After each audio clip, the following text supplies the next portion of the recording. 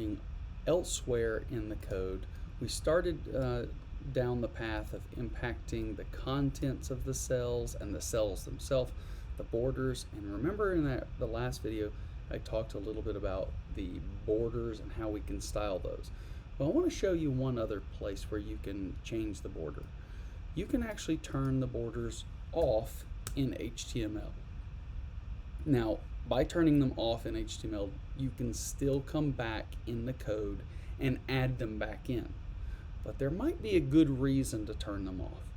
So I want you to see that where you can turn it off, and I want to start exploring some other things that we can do with the HTML code here. You'll notice that I have 3 different things where I have currently the value is set to 0. We have cell padding, we have cell spacing, and we have border. Okay, I'm going to turn the border back to 1. By putting that border back in place, if I then add some cell spacing, let's say I want to put 20 pixels of spacing between each cell, you'll notice all of a sudden they separate out into little boxes.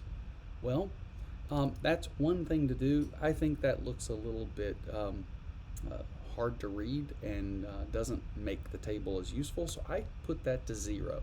Cell padding can be used. I tend to not use it very much. It's supposed to change the spacing between the content and the border. You also have the width. You can change that to 80%, and you'll notice that it shortens it up. You can change it to, again, you could change it to 800%, which will make it larger than the available space. But other things you can do is you can set it to a specific pixel width, so 600. You don't have to put px here in this case. It assumes pixel width.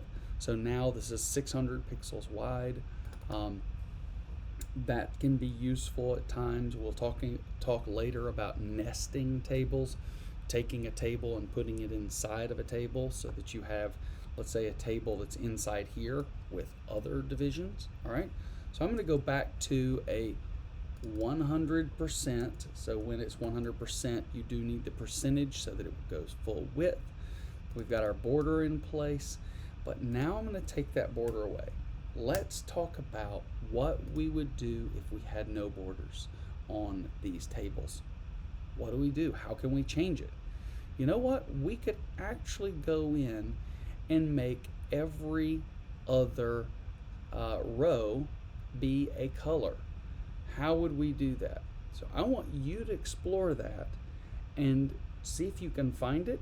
I'm actually going to bring it to you in the next video, so if you want to cheat and jump ahead, you can see how I do it. But you can also say, well, how am I going to change this so that I make it so that it's easy to follow which one of these goes on to which name, because they're spaced out enough that you might lose your place.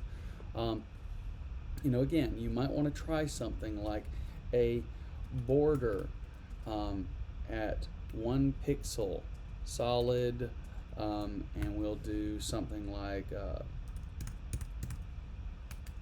21, 21, 21, and you get those borders. So here's something I want to point out. When you do a border on a cell, that border is on the box of the cell. So where Sandra is, there's a box around it. You see a 1 pixel border all the way around, okay? But that means that this 93% also has a 1 pixel border all the way around. And where these two 1 pixel borders meet, they look like they double up and get thicker. So that might be a good reason to instead have your border be in the cell itself, or as a quality of the table itself. Because now you'll notice that all of our borders look the same size. So try out some stuff. We're going to come back and do what we call zebra striping this table so that it makes it a little easier to follow and we don't have to have borders.